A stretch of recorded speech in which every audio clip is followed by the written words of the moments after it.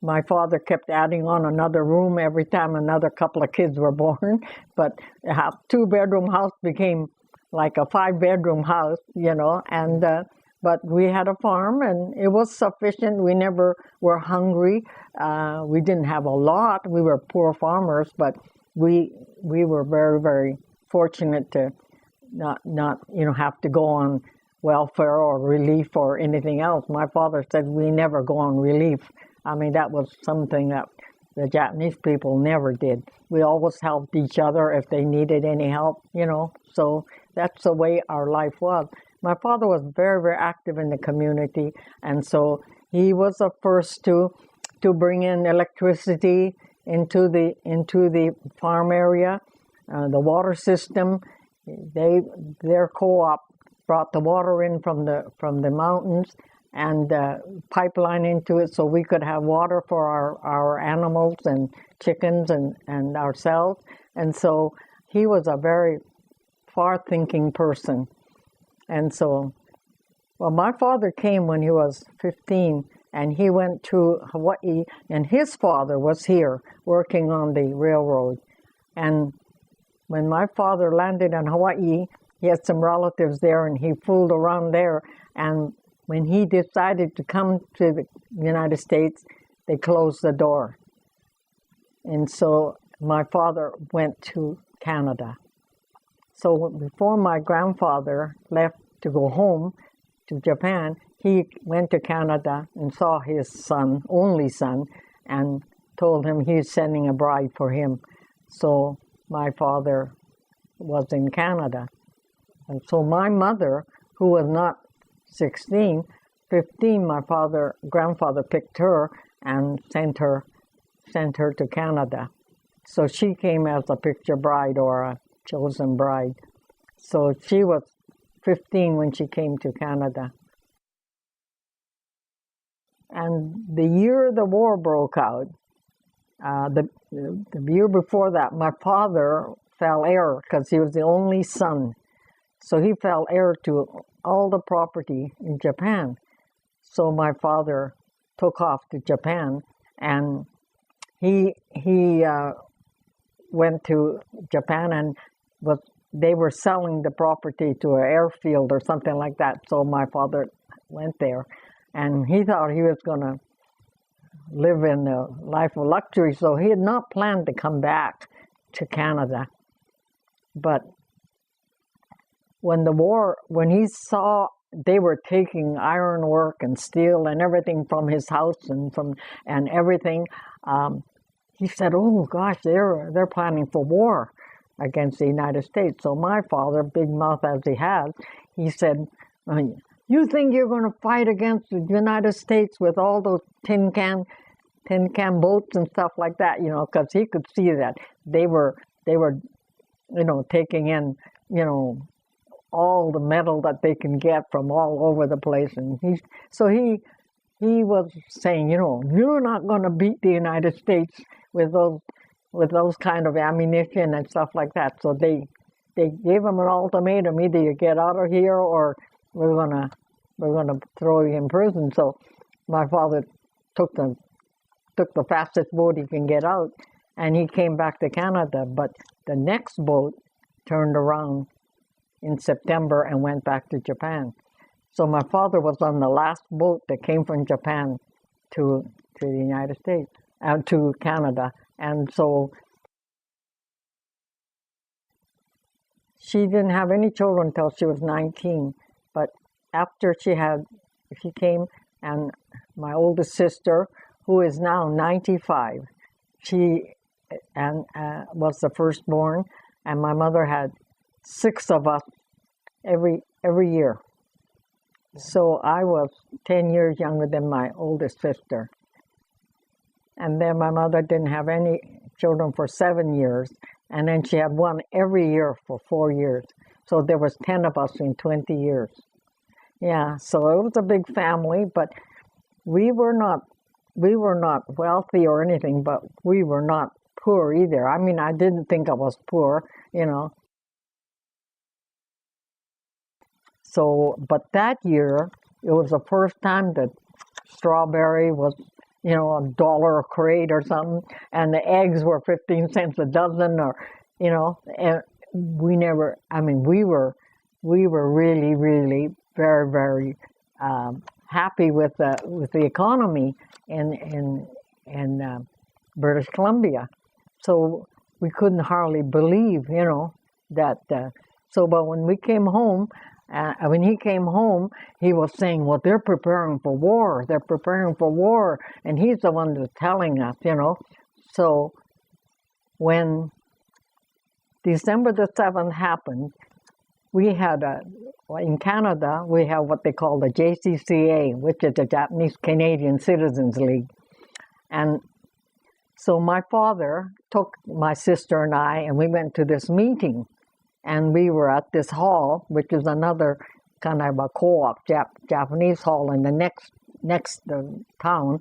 And so we were there sitting there at this meeting, and all of a sudden somebody come running in and said, they bombed Pearl Harbor, they bombed Pearl Harbor, Well, so they came into the meeting and said, we got to disperse. This doesn't look good for us to be assembled here. So, well, my sister, who is 5 years older than me, she got a ride home, or somebody, well, here I am, 16-year-old, I'm sitting on the sidewalk there, and my father going to come and pick us up at 4 o'clock. Well, he didn't, know. So I'm sitting there on the sidewalk, So this guy comes out and says, you better go home. And I said, well, home is, miles away. So he says, oh, well, he was the bookkeeper for that co-op. So he said, oh, well, wait until I finish up the thing, and then I'll take you home. So that's when, about a half an hour or so, he came out and he drove me to our house. I went running into the house and telling my father, oh, they bombed Pearl Harbor, they bombed. He said, oh, I knew they were going to go to war, because he saw that before. So that's how, he knew that was going to be what was going to happen. So he wasn't surprised at all. Right after December, they confiscated all the fishing boats from all our fishermen friends. They took all our cameras, guns, radios, everything, and confiscated all that. And so my father was beginning to think. Then he heard that in the United States they're talking about evacuation and incarcerating people. So he went around telling everybody, well, you better not spend all your money, and you better not, So somebody turned him in, and he got thrown into the RCMP compound. So at that time, I guess my father was doing a lot of yelling there and so forth. So I don't know how long it was. They came and said, come and get your father. He's too noisy, So my mother said, well, somebody better go over and get him. So they left it up to me to go and get him at the compound. Well, when I went to pick him up, to get him, he said, we're going to go to Hastings Park, which is just like Tanforan. Same thing as Tanforan. And so all of our people from Vancouver Island and our relatives were there. So my father said, we're going to go there on the way home. So he and I went to Hastings Park, which is not the park. It's the horse shed. That's where they were all at.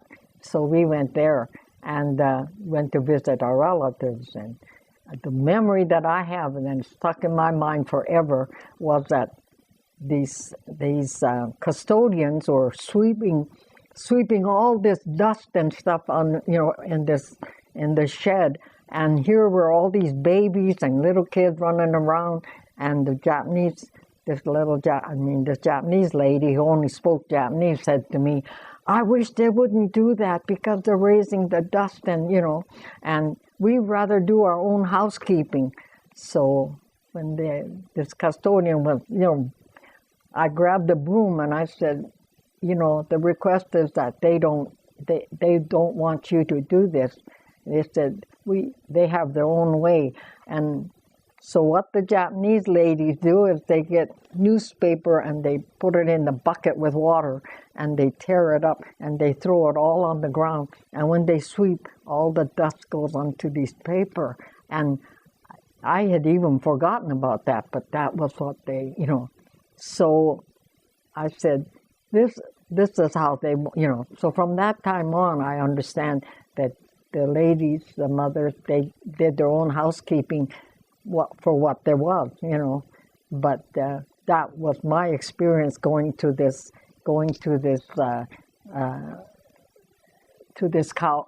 horse shed. They were all in these horse stalls.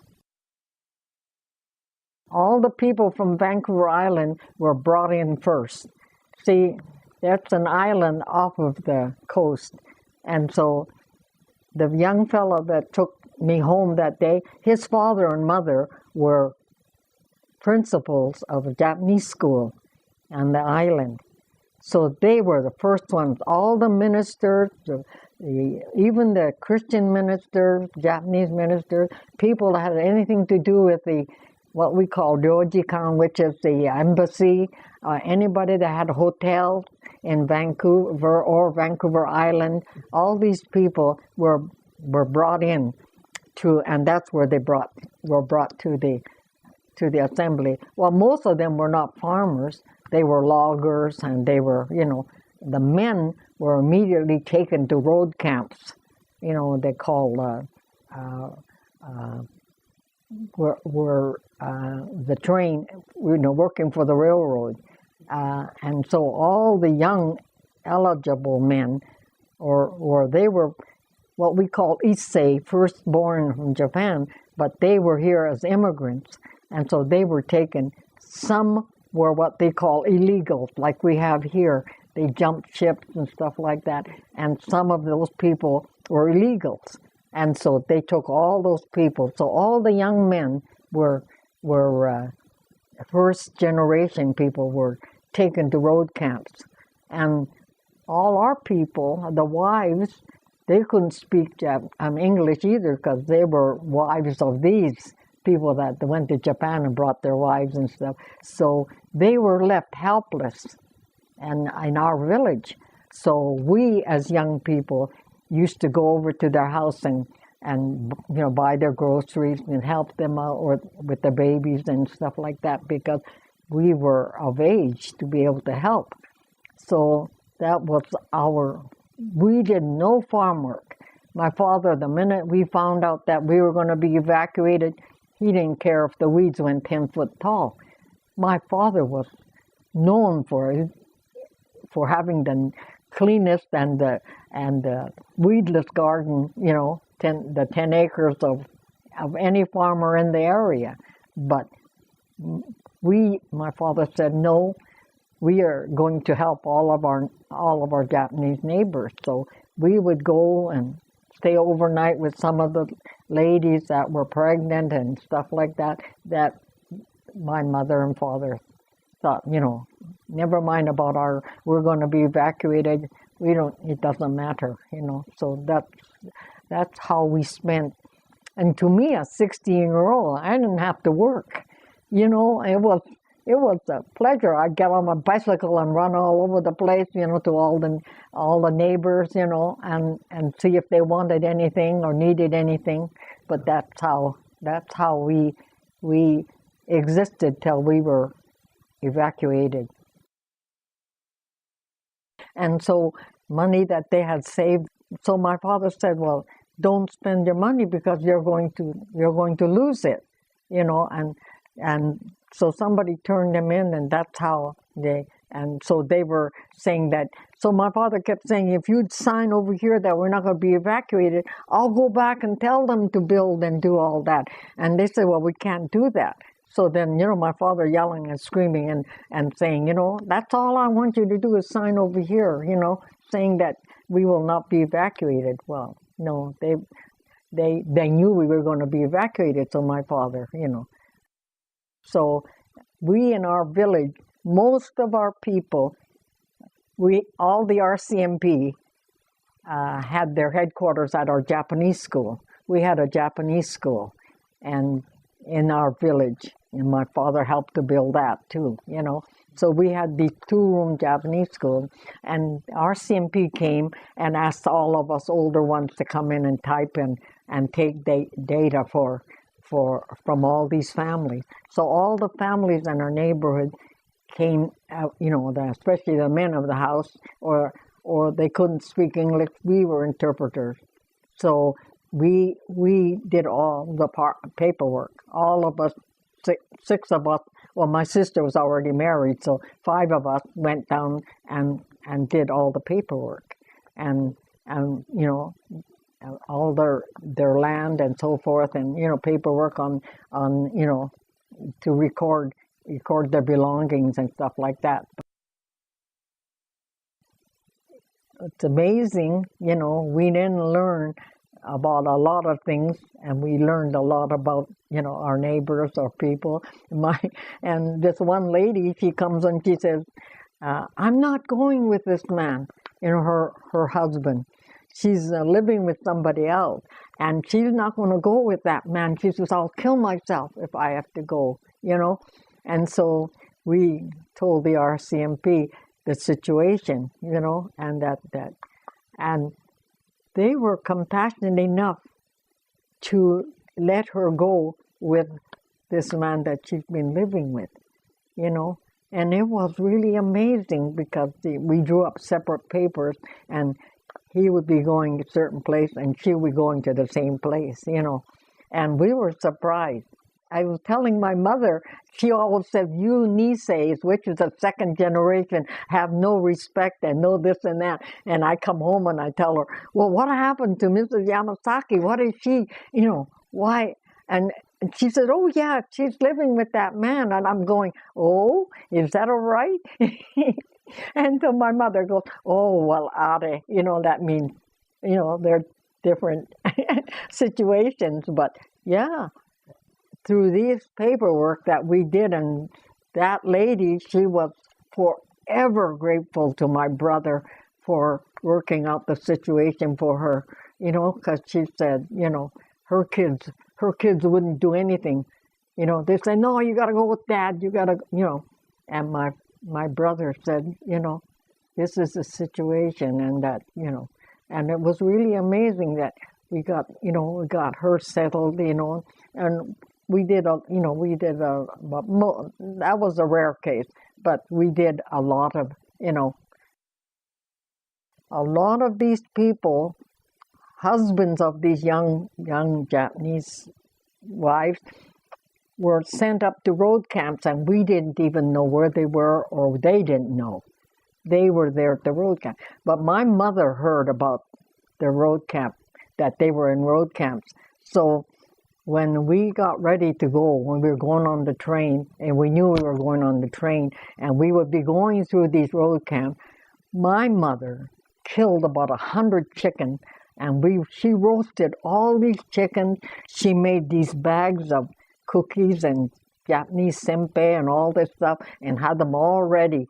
And when we boarded the train, we had like hundreds of these roasted chicken and all this stuff, and we got on the train. Well, it turned out to be because we helped the RCMP, with a lot of the paperwork, and as a fact, not only that, they had no place to go to eat. We're way out in the country, and so they said to my brother, is there any place that we could go to eat our lunch?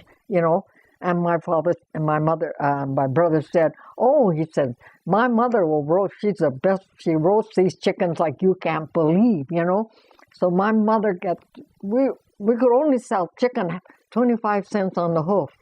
And my mother cooked 25 chicken, and all the RCMP and the staff and everybody would come to our house, and my mother would have baked potatoes and roast chicken and vegetables, Well, and they paid us, they paid my mother, for that.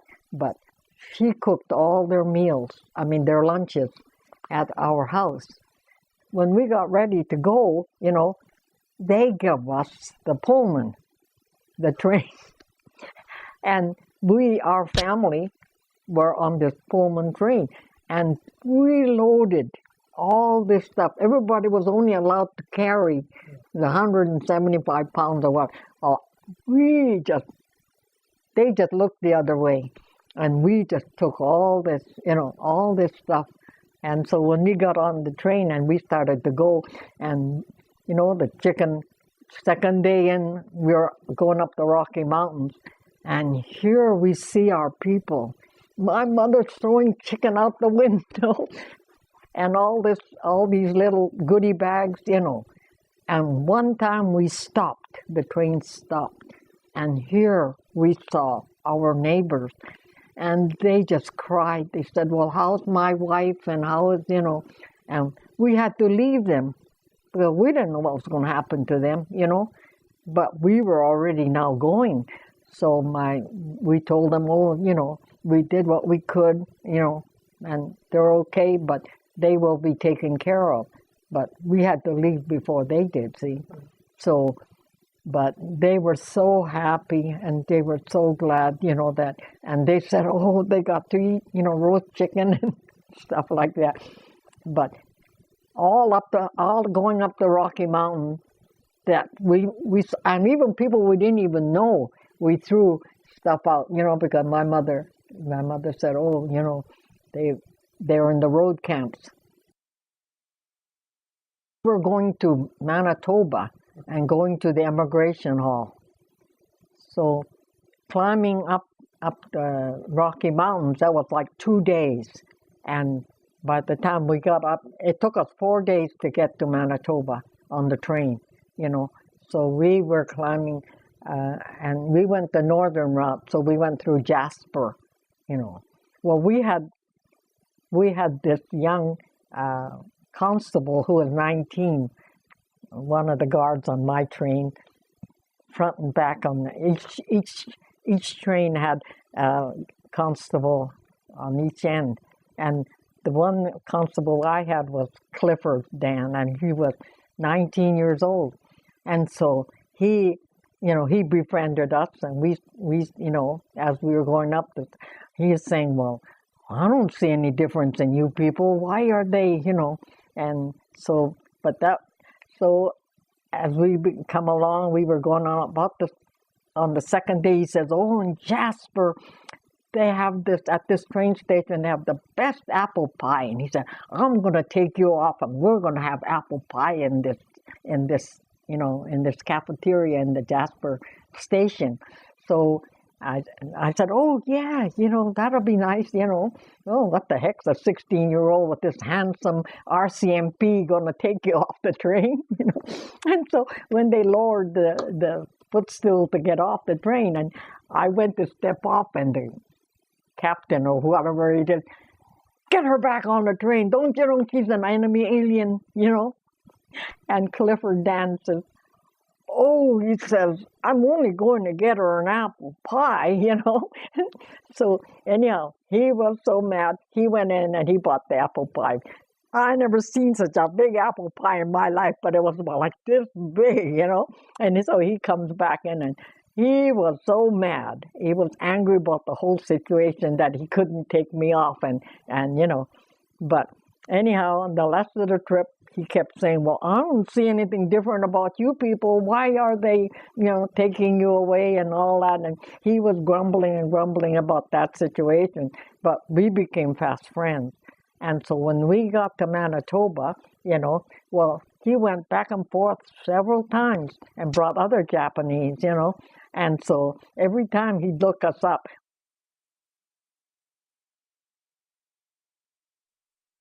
Well, we were still there. We were still there from up until May, at this assembly center, because our farm wasn't ready, and our house wasn't ready. So we were one of the last ones out of the assembly center, But we used to have to cook, or we used to have to, but it was just chaos. They had assembly center, they had beds, just 50 beds in a row, and we all slept in these cots, And it was every day we got up, they fed us 3 meals a day, and then in fact we started organizing dances and, stuff like that. So, nothing else to do, and then they would say, oh, you have to get a pass to go outside to, the movies or anything like that. Well, they all say, oh, they invite us because we could get passes easy, see. So my sister Jessie and I, we would go down to the RCMP and say, oh, we want a pass to go to the movie. And they say, well, okay, who's going, And then we get passes for, the boys that want to take us to the movie, Yeah.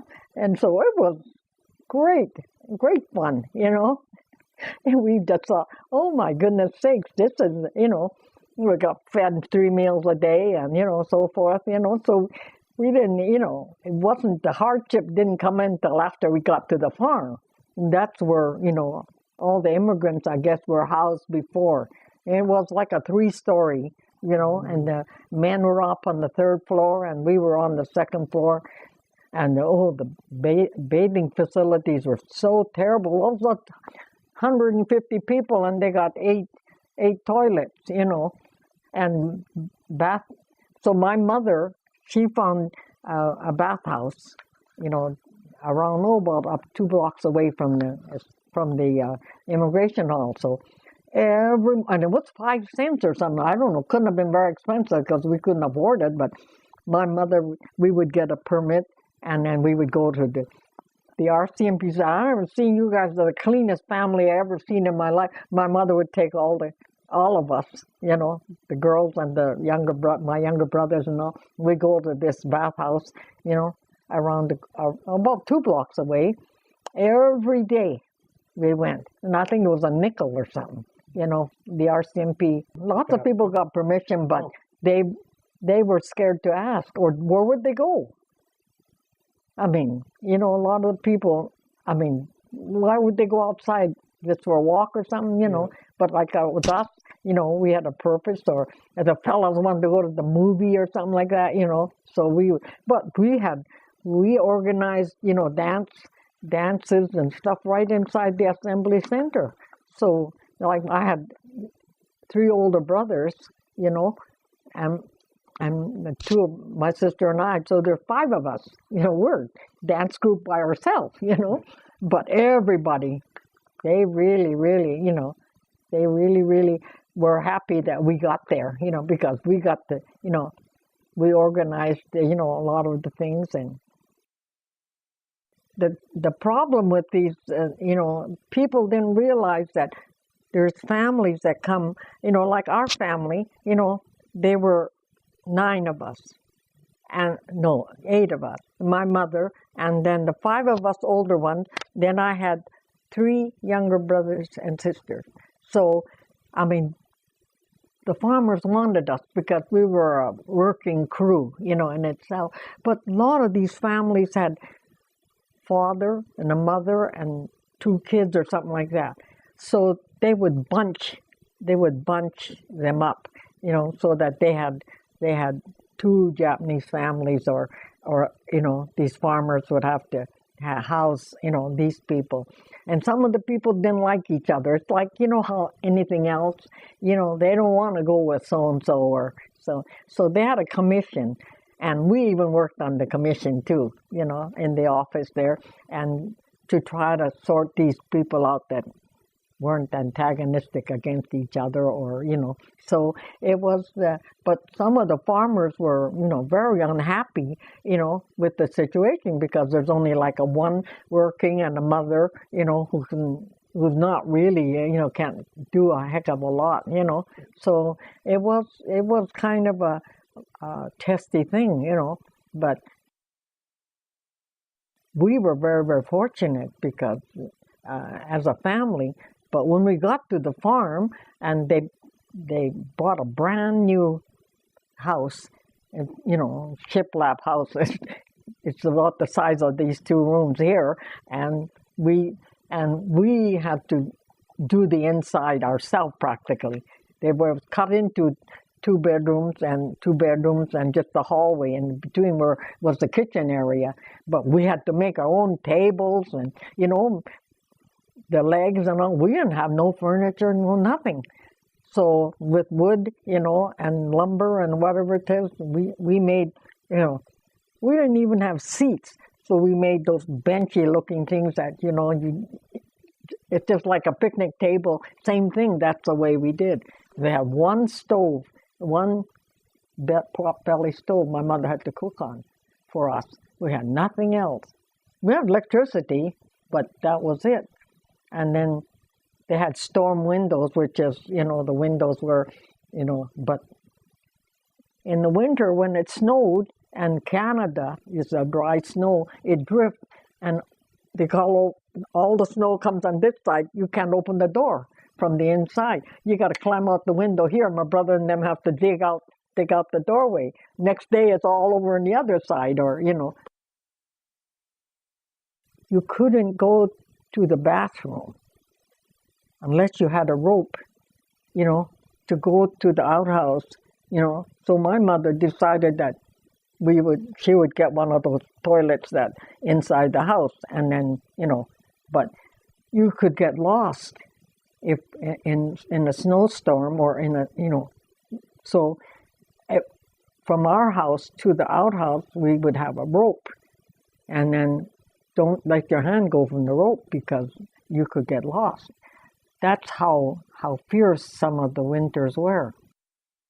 And it would snow from October, and you would be under snow until April. So if the sugar beet, once the sugar beet is ready, and we did not top all the sugar beets and get it off the ground by October the 1st, you didn't get paid until April, because it goes according to the weight. So we would work, and then the days in Canada, the days are longer. So, we'd be working like 11 o'clock at night, and we would have these machete, it's a machete and us girls, have to pick up the beets that are like this, pick it up and top it, and then throw it on the truck. At night we'd come and we couldn't even lift our hands out. Next morning we get up, same thing, start again. That's how we worked. But we had to work like that in order to get all of it harvested, and the machine would dig out the beets, and then you'd go and shake off the dirt and cut the top, and and that. When I came here and I heard about the Cesar Chavez and their little hoes like this with a little short hose, that's how we went and separated the beets. And when I fought for that, when I come here and I saw Cesar Chavez fighting for that, these little short holes and everybody has to bend over like that, that's what they gave the farmers here, and everybody's going, well, what do they want? They got hoes. Well, if you had to be on your bent over back for all day, we would go down the 100 acres and get to the other end and come back. It's noontime. Then we eat lunch and then we go all the way down, and that's all we could do is 4 rows a day.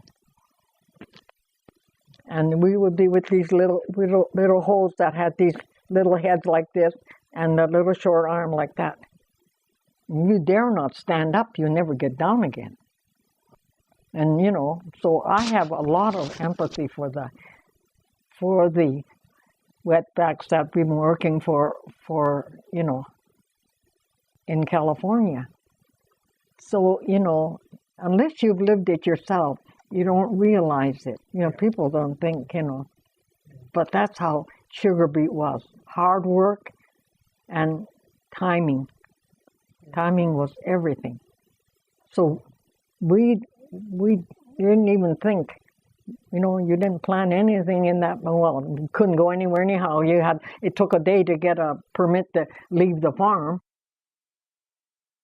So one thing that you mentioned that was interesting about, there were road camps as well as the farms, and you said there was a big difference between the two, and That's right. The people didn't do anything. They were fed 3 times a day, and they would. Well, a lot of the people would work in the infirmary, or the doctors would be doctors there, and family dentists would be dentists, because no sense sending them to the farms, So if like my father, he's saying to my mother, you're stupid to take them, all there. They had to work their, butts off, and, at least like my kid brothers and kid sisters, they got to go to school. But anybody that had to work couldn't go. We had to work the farm. So, and in Canada, once you pass out of the 8th grade, it's not mandatory that you go to high school. That's it. I mean, you don't need extra, education. And we were 3 miles from the highway, and just to get our mail, we have to walk 3 miles to get our mail, or get, groceries, anything. We didn't have a car. They took everything else away from us, so we would walk. My mother heard all kinds of terrible stories about, stuff going on in the camps. And she had 2 daughters, and she chose to, take us as a family unit. But my father said, oh, my goodness sakes, he never realized how hard it was that, that. But my father wouldn't go with the dogs. See, he wouldn't go anywhere near those people. Well, turned out to be 3rd year we were there. My kid brother, was we didn't have any water, so we had to go to the pump to get the water. It's like I went to Arizona one time, and they're telling us that these Indians have to walk 3 miles to get water. Well, it reminds me of my brother had a little red wagon, and he put water buckets in there, and he'd go to the place and get the water. Well, he was coming home from getting this water along with another little boy, and this drunken lady, she ran into them and killed them. But he didn't die immediately, but he was thrown 50 feet into the gully, and by the time we took him to the hospital, we knew he didn't have a chance. So his head was cracked from here to here. You could see the skull. But my mother, being a strong Buddhist that she was, she knew he was going to die. But the ambulance that picked him was the ambulance that broke down every 5 minutes. And we said, we're going to sue the ambulance. And my mother said, no, he was meant to die, So she, that's her way of thinking, and we were so upset, like that. And on top of that, my mother had to get out of the ambulance, and they had all the tools underneath the seat, of this ambulance, And so, but no, he died that very night, and the lady was an RCMP wife, and she was drunker than a skunk. Was she persecuted? No. It's only a Jap that died, So that that's the way it was. But we learned humility. We learned just like survival. I guess you'd say the survival of the fittest. I mean, we just kind of said, oh well. My mother was, she kept saying, well, no, it's written that he was to die. And we kept going, oh, why did he, Well, of course, if your head was cracked open all the way, he's not going to live, and even if he lived, So this is, but so he died, right. And my father, who was at the road camp, we wired him to tell him, and my father came. And that's when he came for the first time and saw how we were living, and he said, it's too bad that you should have been at the ghost town, So but then that's, too late. I mean, so we didn't condemn our mother because there are some other good things about her. What happened in Manitoba was that lots of these people that were stationed at Camp Savage, which is the Japanese language school for the military, and my husband was there, and as many people from Hawaii. Lots of people from Hawaii were stationed in Camp Savage, and they didn't know nobody. They didn't know nobody in, the closest place they would go to is Minneapolis or Chicago or somewhere, see? And so when they have a 3-day pass or something like that, so a lot of the kids from Hawaii would, we hear there's some Japanese up in Manitoba, so they get a 3-day pass and come up to Manitoba, Winnipeg. Well, they would come to Winnipeg and they'd come to the USO, but there are no Japanese girls allowed to go to the USO, So the USO would call the YWCA where we were known, and they'd say, "Are there any Japanese girls that could come and entertain these Japanese boys, at the USO?" That's the only time we could go to the canteen, see, when they called us.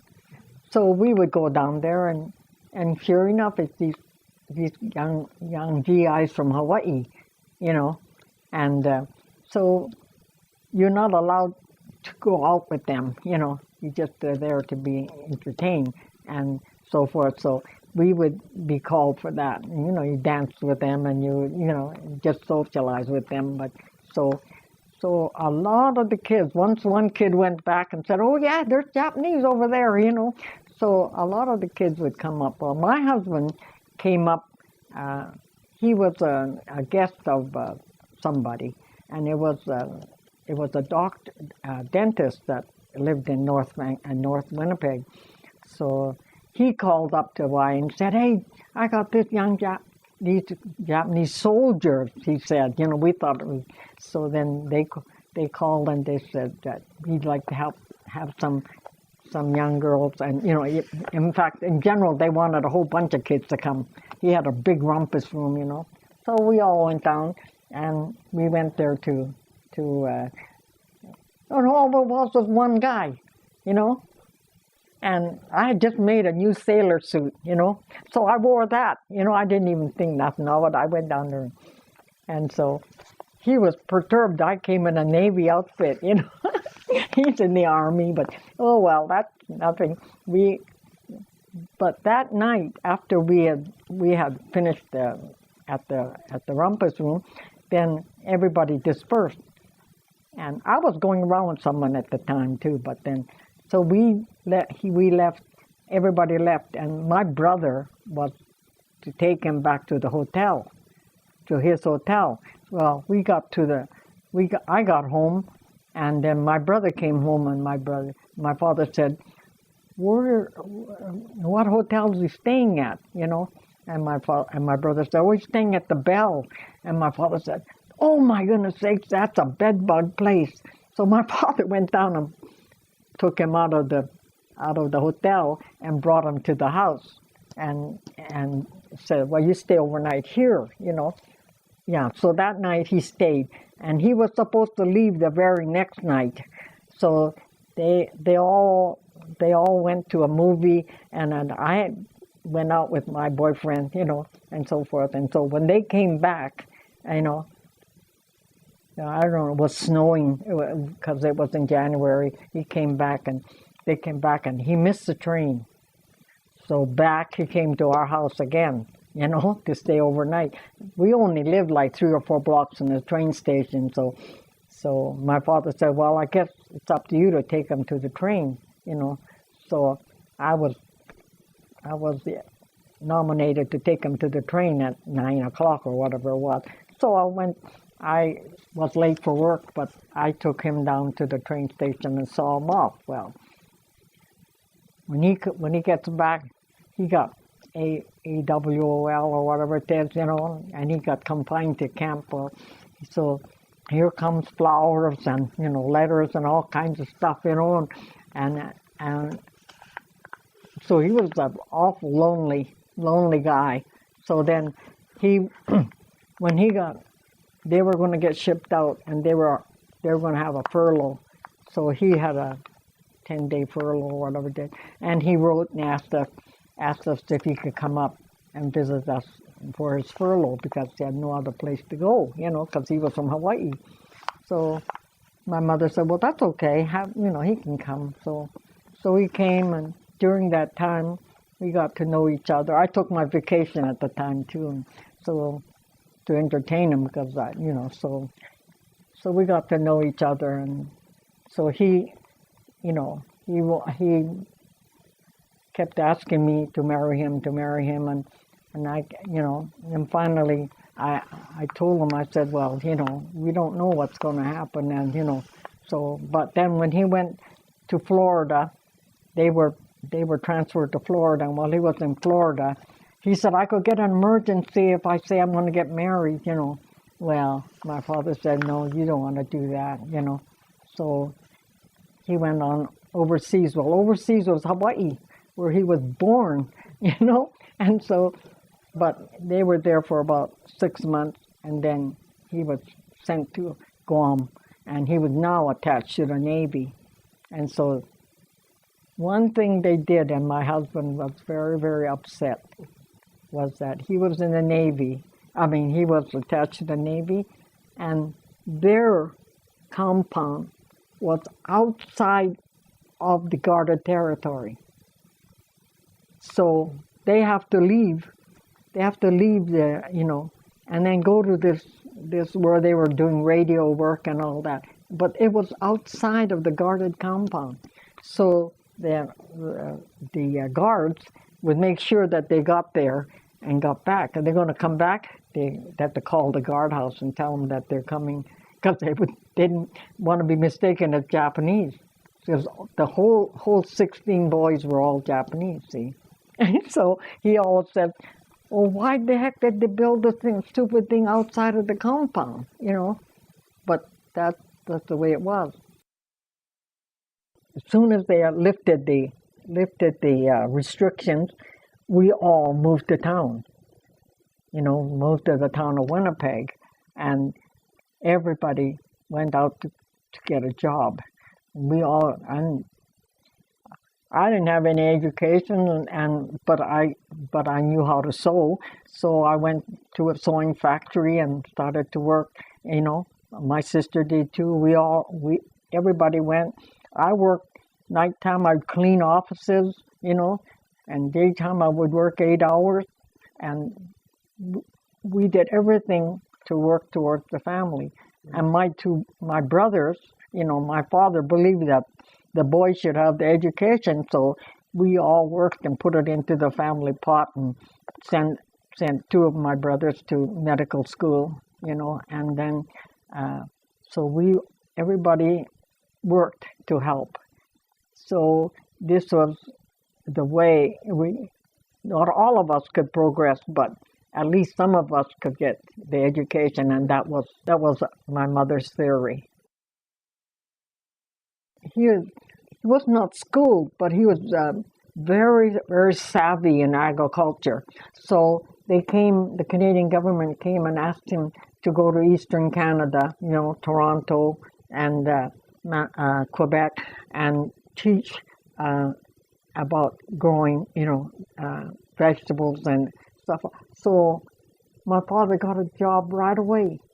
Even though we were at wartime, my father had leave to go to Ontario and so forth, and he was doing lots of research and stuff like that, and so we didn't get to see Dad very much either. But that was his war effort, and he had kind of like a freelance type of thing, So we were surprised because right away they came to ask him.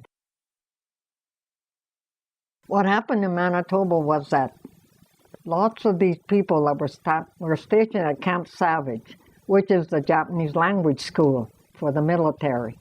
And my husband was there. And as many people from Hawaii, lots of people from Hawaii were stationed in Camp Savage. And they didn't know nobody. They didn't know nobody in, the closest place they would go to is Minneapolis or Chicago or somewhere, see? And so when they have a 3-day pass or something like that, so a lot of the kids from Hawaii would, we hear there's some Japanese up in Manitoba, so they get a 3-day pass and come up to Manitoba, Winnipeg.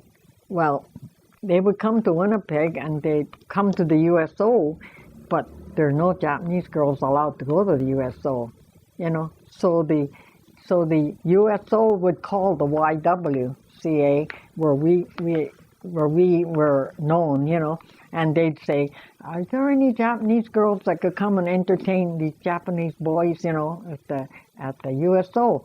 That's the only time we could go to the canteen, see, when they called us.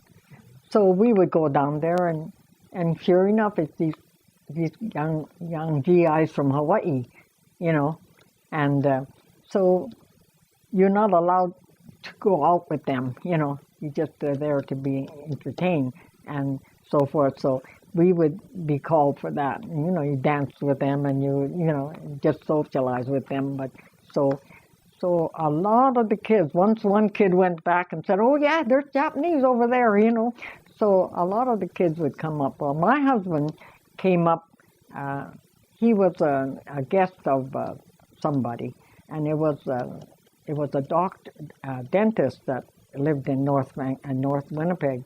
So he called up to Hawaii and said, "Hey, I got this these Japanese soldiers," he said. We thought it was. So then they called and they said that he'd like to have some young girls, and in fact, in general, they wanted a whole bunch of kids to come. He had a big rumpus room, So we all went down, and we went there to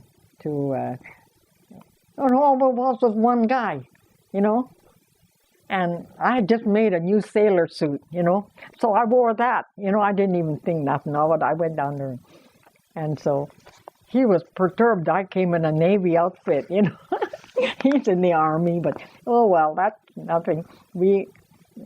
But that night, after we had finished at the rumpus room, then everybody dispersed.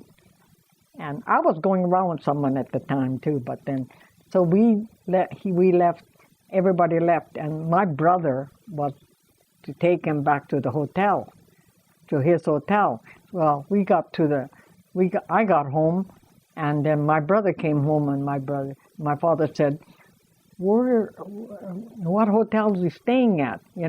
And my brother said, "We're staying at the Bell." And my father said, "Oh my goodness sakes, that's a bed bug place."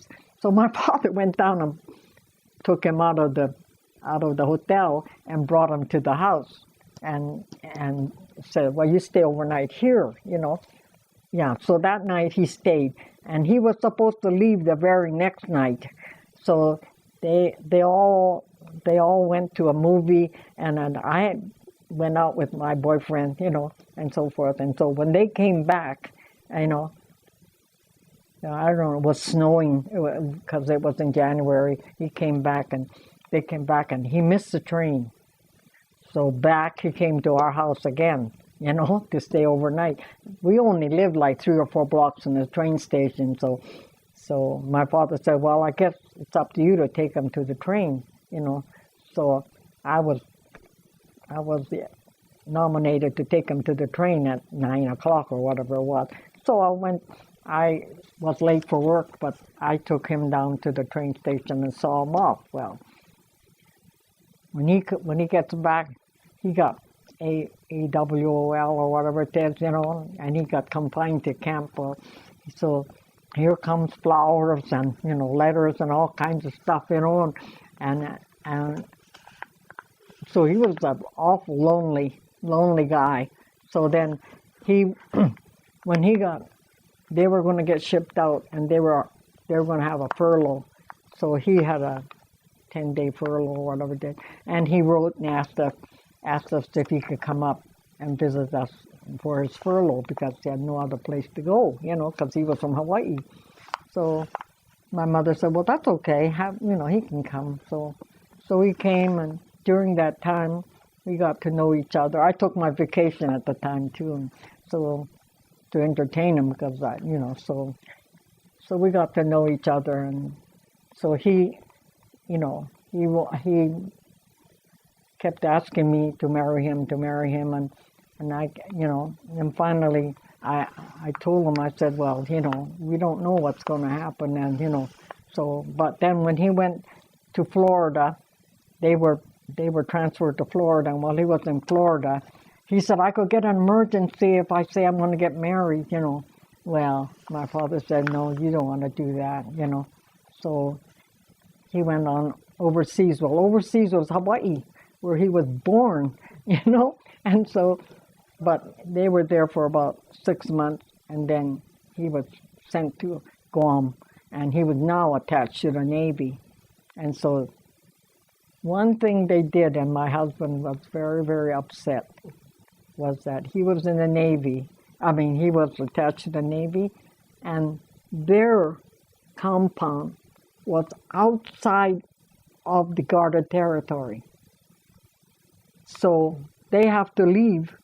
They have to leave there, and then go to this where they were doing radio work and all that. But it was outside of the guarded compound. So the guards would make sure that they got there and got back. And they're going to come back, they have to call the guardhouse and tell them that they're coming, because they didn't want to be mistaken as Japanese.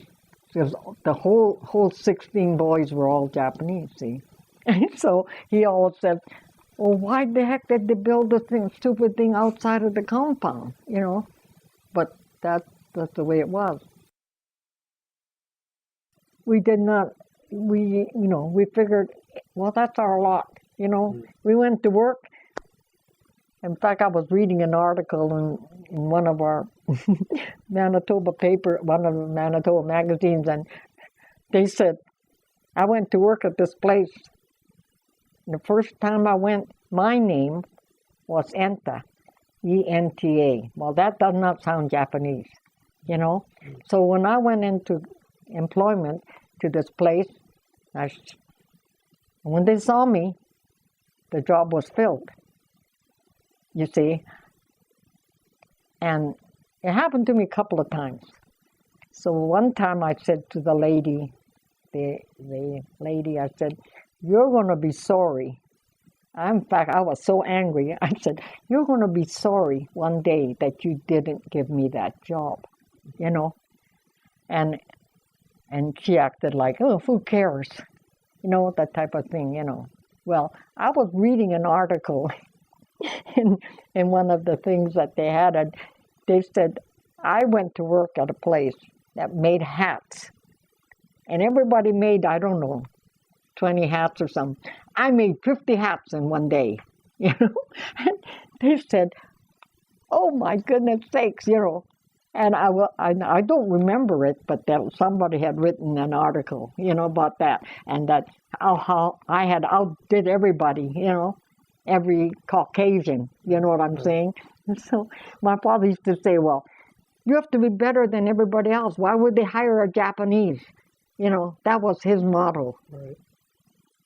And so I used to say, well, everybody hates me, And he was saying, so what? You got a job, Well, that was what, Well, I don't remember outdoing everybody that much, but I was reading this article and I was thinking to myself, really, did I do that, But it was something. But I told that lady that I said, you're going to be sorry. Well, I boycotted that company for as long as I lived in Manitoba. Yeah. Oh, yeah.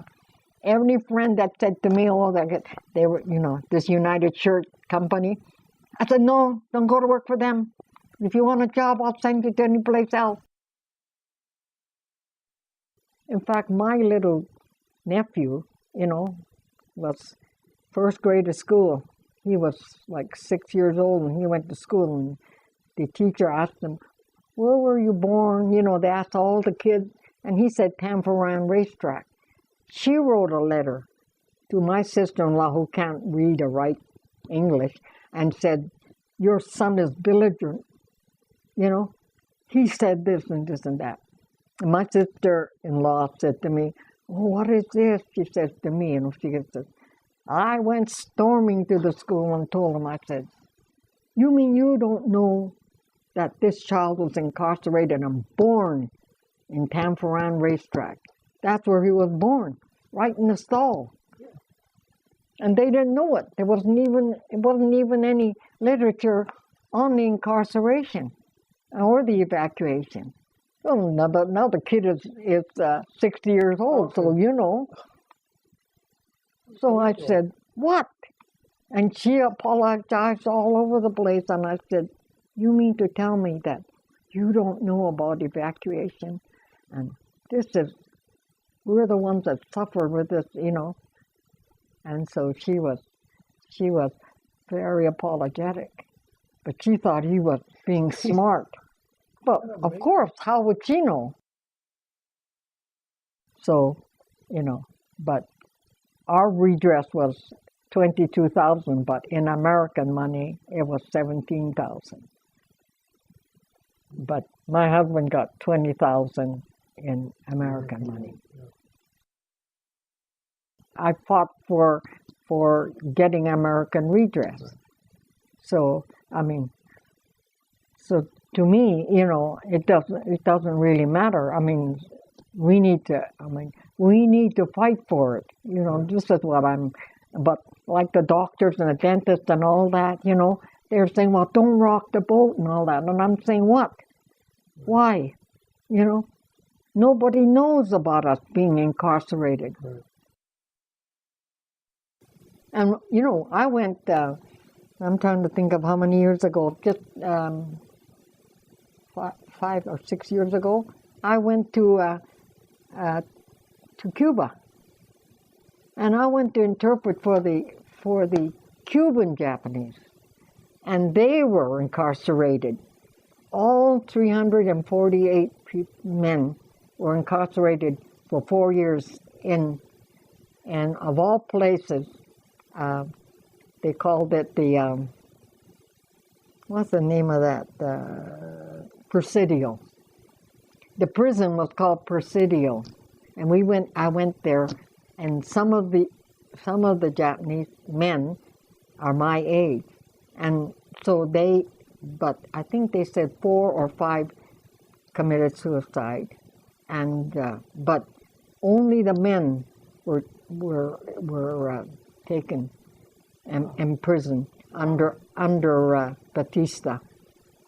And they did what the Americans did and said. Oh yeah, I didn't know that. I was so happy to be asked to go, you know, because I went to Cuba and learned, but we had to go through Mexico City and then fly into Cuba and then come back out again through there the same way. So when I came to San Francisco, they said to me, where have you been? And so I said, we went to Cuba. And they said, well, the stamp is 19 days. There's a vacuum of 19 days because Mexico stamp out, you know, there's a 19-day lapse. So they said to me, well, what were you doing? Well, they told us right away. They said, don't lie. Tell them everything that you know and show the letter that you have from a previous, you know, program. So I was all ready, and I came up to the window, and the guy said to me, well, what happened to these 19 days in between? And I said, this is the way it was. I went to interpret for the Cuban men that were incarcerated during the war. And he said, they were? And I said, yeah, and this is what happened, and so forth. And I was talking to him, and he said, cool, wang, wang, wang, wang. Stamped all the stamps, and out I came. And they didn't even open my suitcase, didn't do nothing. You know, well, some of my group, you know, they were futzing around with paper and stuff like that, and so they got put into a room, you know. But I just told him exactly, and he said, cool, he said. But, when the Cuban people, they were mostly from Okinawa, which is the most southern island in Japan. Right. It's much like Hawaii. When they went to Cuba, they thought they were back home. Yeah. Oh, you should see the orchids and everything. They were just huge, beautiful, coming out of the trees. Bananas, papayas, mangoes, everything. They thought, oh, they came just like where they left, and they were so happy. All except that they were on what they called the Isle of Man, and it was the worst soil there is. And they gave them that. And do you know that these Japanese people, they work and they stopped the salt from coming into the land, and it became one of the most productive cane fields that there is. And the people in Cuba, the Japanese people in Cuba, are so highly,